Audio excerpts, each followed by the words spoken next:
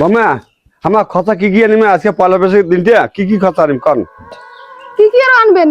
আদা রসুন তেল আর বাসমতি চাল আনেন। পাইলে এখানে আমসত্ব আনেন তো চাটনি করি মেলায়।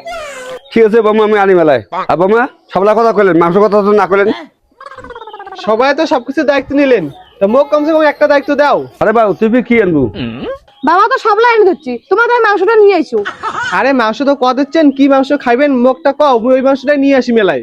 আরে বা তোর সবকিছু করা নেবে, তোর যেটা পছন্দ হয় সেটা মাংস তুই ধরিয়েছিস। বাজার যে কিসের মাংস পছন্দ হয় ওরে ধরিয়েছেন। ঠিক আছে তুই সবকিছু রেডি করিস, আমি গেলুম তে। না বাবু মুই আদা রসুন বাটি বেরিয়ে থম, কাজটা আগে থাকবি। A few moments later.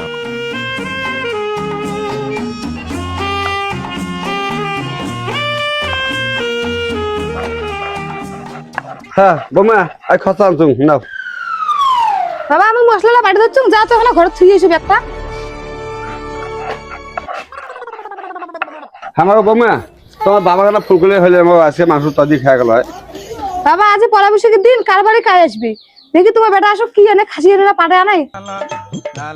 কিরে কুত্রে, আজ তোমার বেটা আসিল, দেখি কি আনলে। বাজারে যে ভিড় রে ভাই, পাটার দোকানও জানিস এখানে মাথাটাও ঢুকি দেওয়া না যায়, টাকা দিয়ে কেউ মাংস কিনি খায়। আরে বাবু এত কি মাংস খায় রে মানুষ, এত বড় ভিড় করছে। আজকে বছরের প্রথম দিন, তাই মানুষ খাবে না মাংস? দেও একটা মাংসলা ধুঙ্গা করতে। আরে ধোয়া না নাকি ভিজি দিলে হবি এলাই।